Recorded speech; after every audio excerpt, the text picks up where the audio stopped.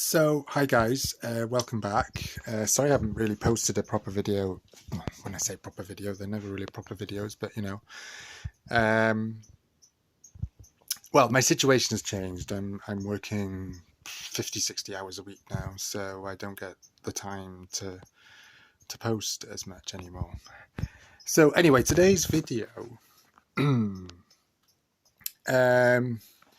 I'm going to talk about a bit of the pros of having a large terrarium. So let's just quickly run through the size of this terrarium. So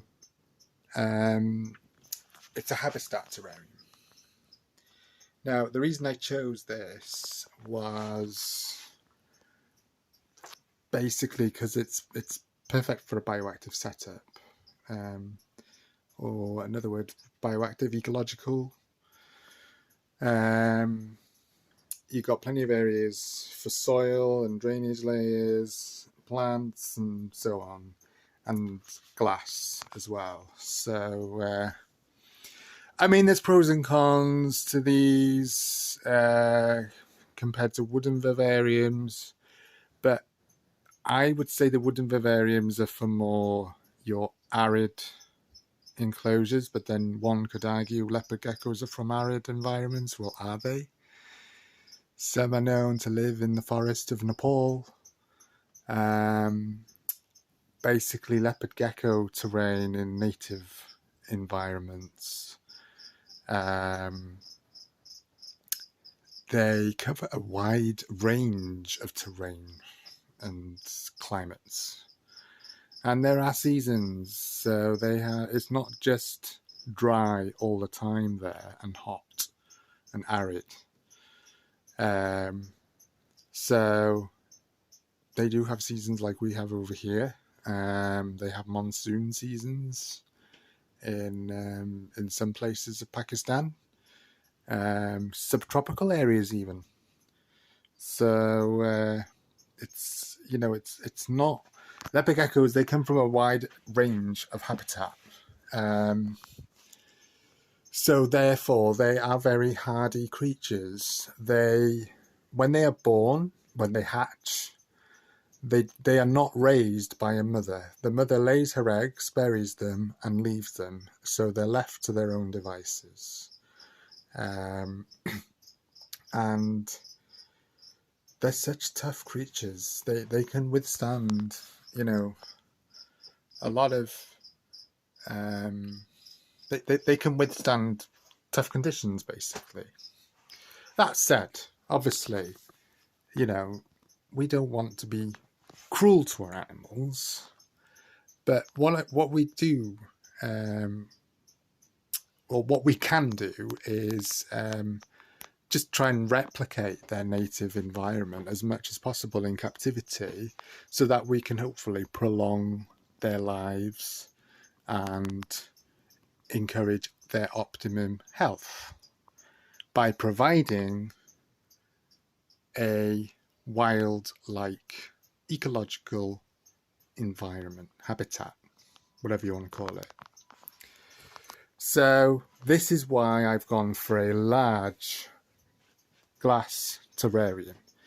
Now, glass seems to be better for plant growth, in my opinion. If you go back to the old days when they started introducing terrariums to grow plants in, before greenhouses came in, so terrariums were like mini greenhouses. They were used to grow plants. So, and if you think about it, light can easily travel through glass, and some of the lighting energy from the lighting sources can bounce back off the glass back into the terrarium and whatnot, whereas in a wooden vivarium it's kind of a little bit more restricted. You also have ventilation from the mesh lid, but then in wooden vivariums you can also have ventilation holes as well. So there's pros and cons. You can even keep reptiles and amphibians safely in plastic large containers. You know, that is doable as well. So there's a whole lot of ways, but for me personally, I just found this was a good starting point for me to create a ecological system. So I'm trying to mimic the climate of the Potahar Plateau area in Pakistan. So if you want to Google that, it's the Potahar Plateau, and it's in Punjab province in Pakistan. And when you look at the photos and do research of that area on Google Scholar or in books or whatever, I would recommend books and Google Scholar. They have more accurate information.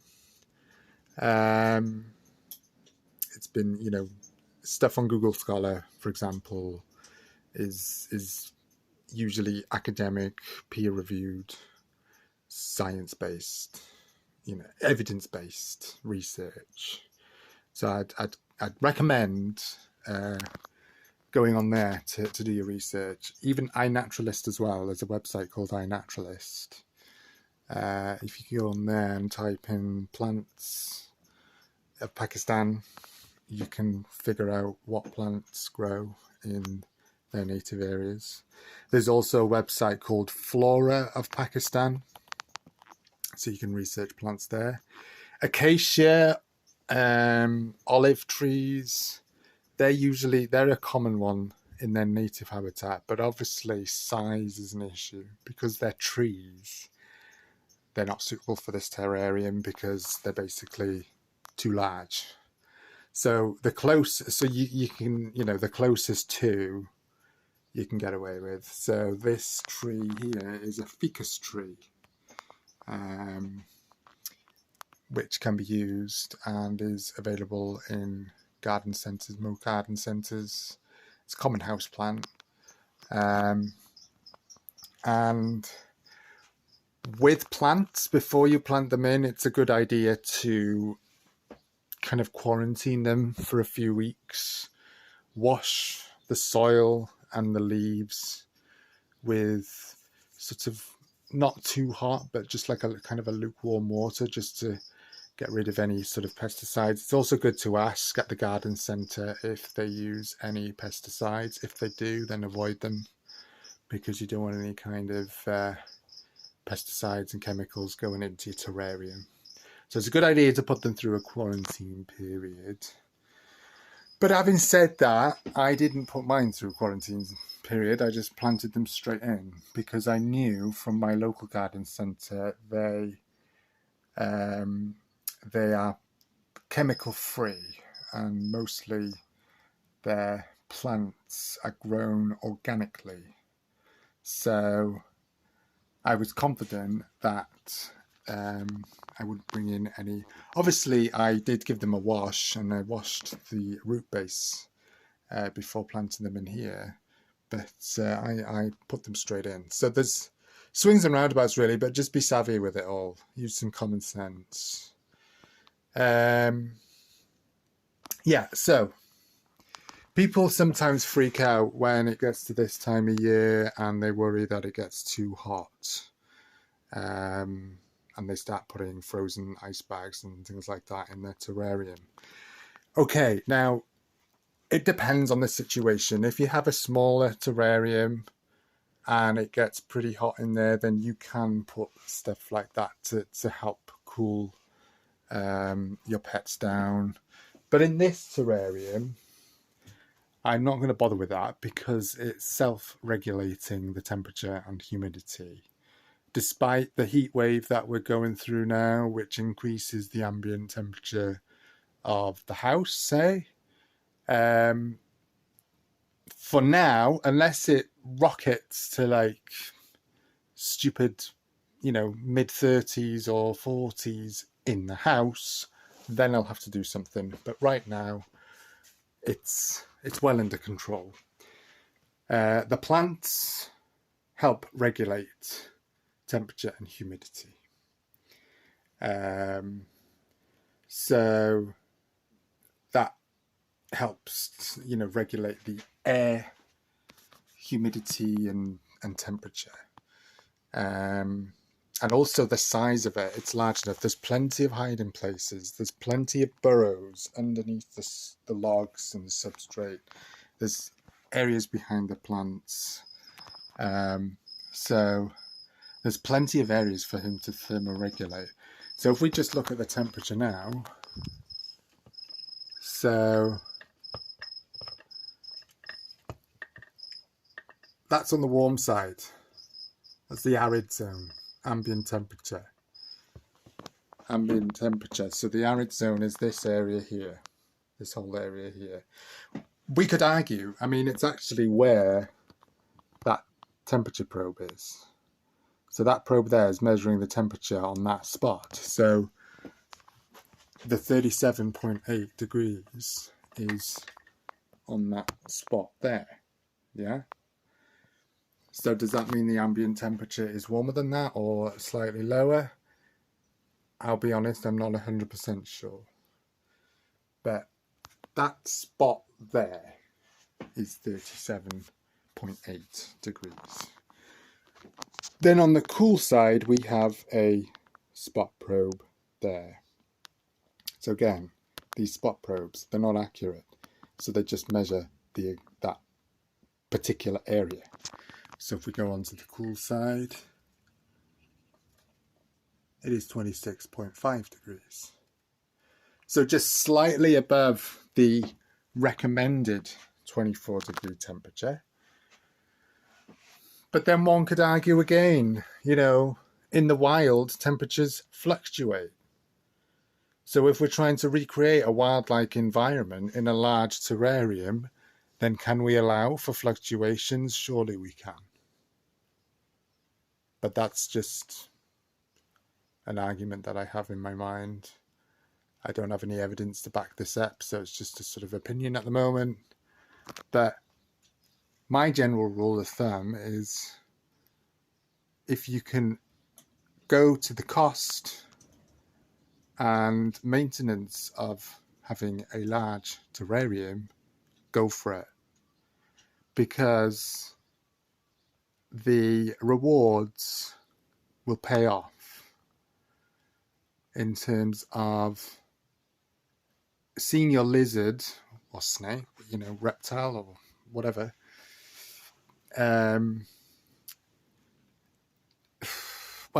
develop through all the enrichment and cognitive kind of opportunities for them to actively use their brain like they would in the wild, and encourage them to hunt more naturally rather than hand feed them.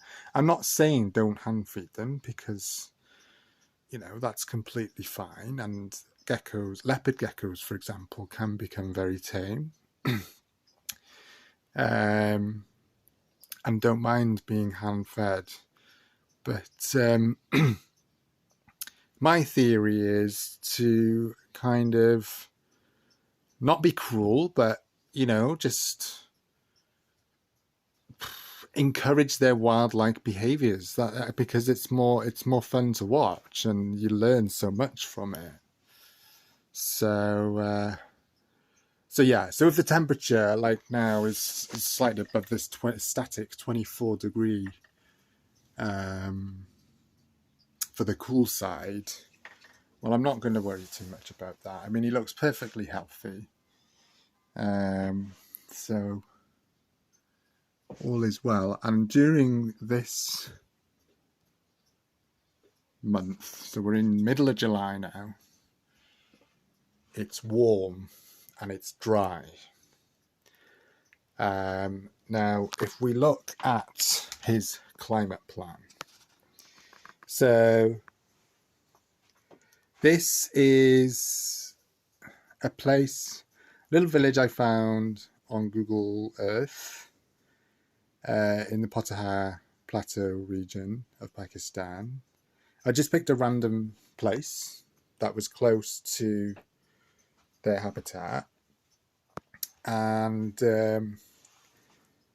then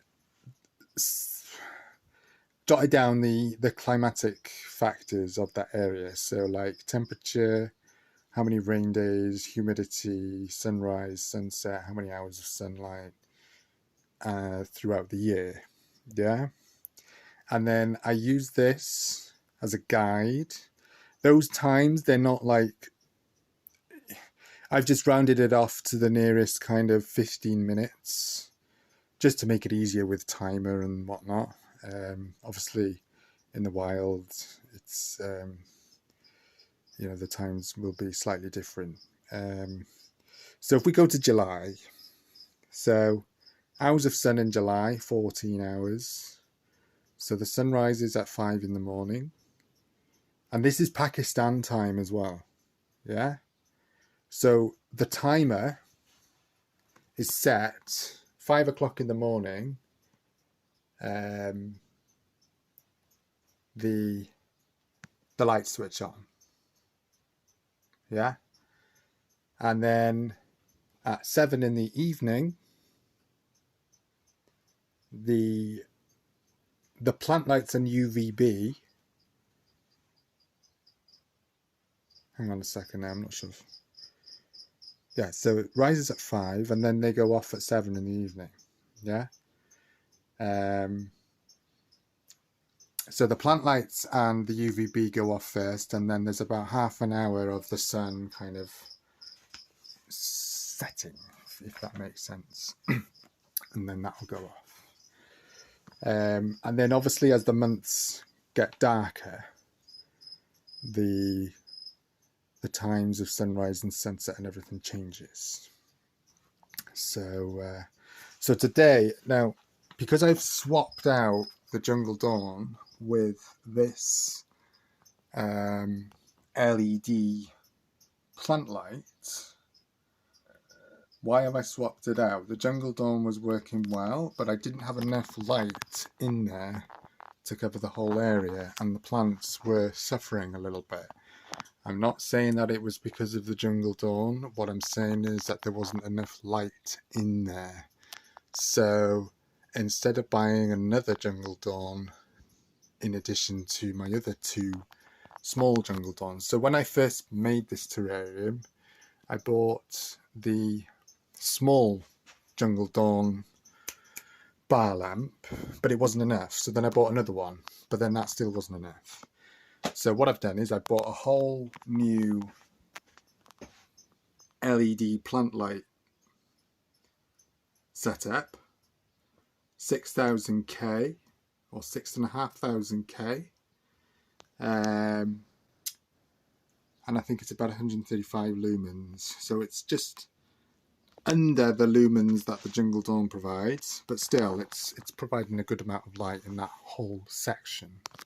Now at the moment, the plants in this cool area have mostly died. There's still a bit of mint lurking around, but there was a viola there, but that's fizzled away.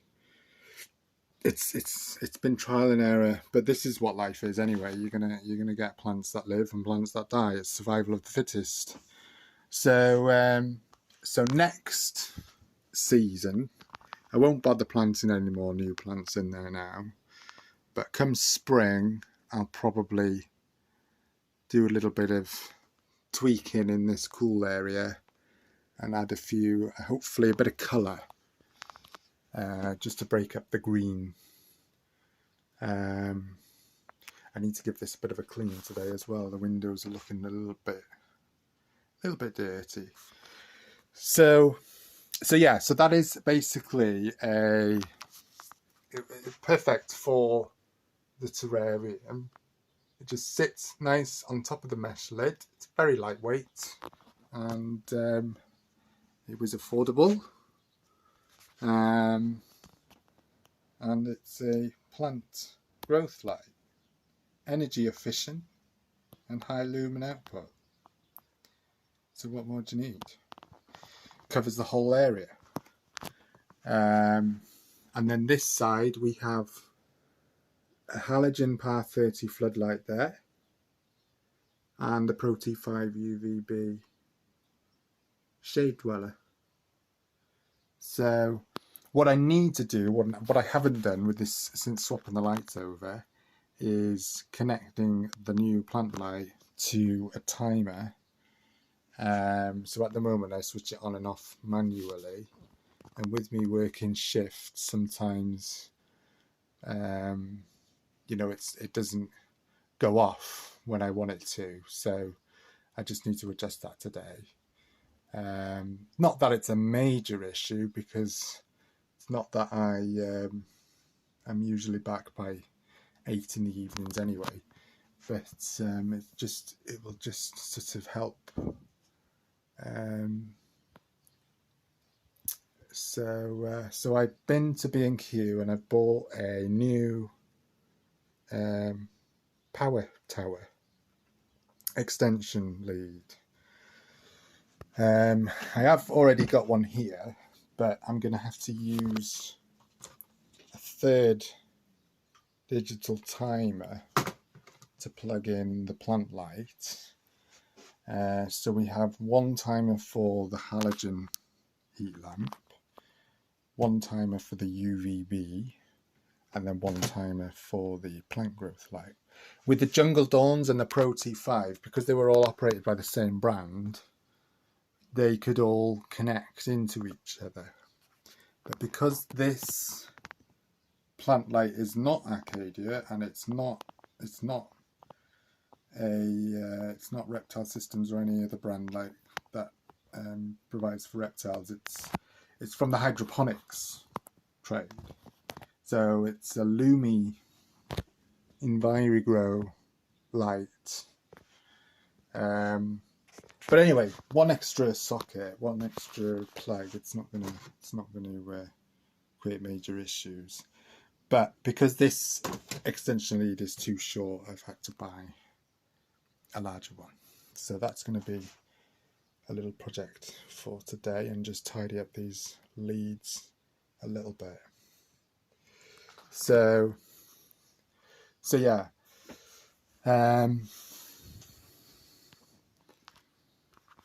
So there is areas for the gecko to thermoregulate, and he moves around different areas of the terrarium. At night he will explore everywhere, and he'll actively hunt. This time of year, to mimic the sort of dry conditions of the natural habitat this time of year, food becomes more scarce. So there is no need to overfeed your gecko at this time of year. Leopard geckos naturally have evolved ways. They have strong metabolisms, and they can go for food for long periods of time should they wish to. I'm not saying that you should force that, because then it defeats the whole object of being ethical and naturalistic. So to mimic the sort of semi-desert conditions in their native habitat at this time of year, I don't feed as much. So I probably put in some food around once a week, let him eat it, let him find it himself, and small doses. In spring, this terrarium was teeming with life. So we had flies, moths, worms, spiders, crickets, locusts, beetles, cockroaches, you name it, it was in there. Centipedes as well, the small kind of UK variety.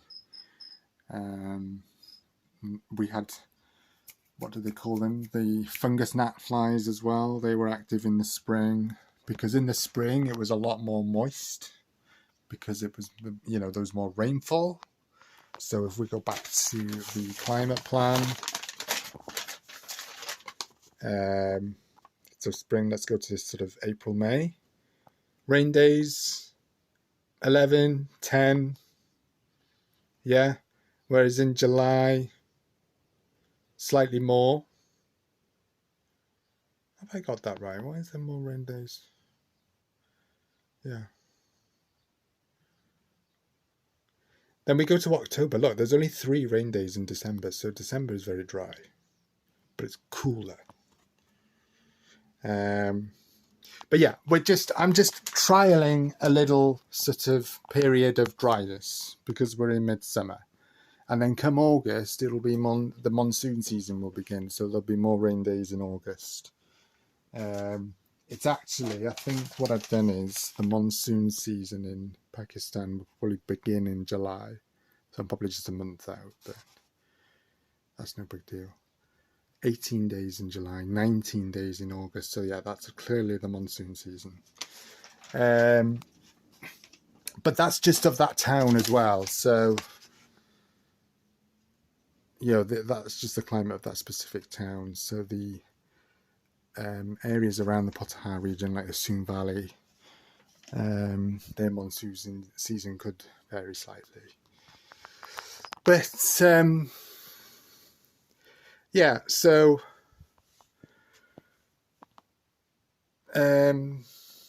everything is working as it should be, basically. So yeah, but yeah, the general rule, what I would generally promote here from this video, if you can get a larger terrarium, then go for it.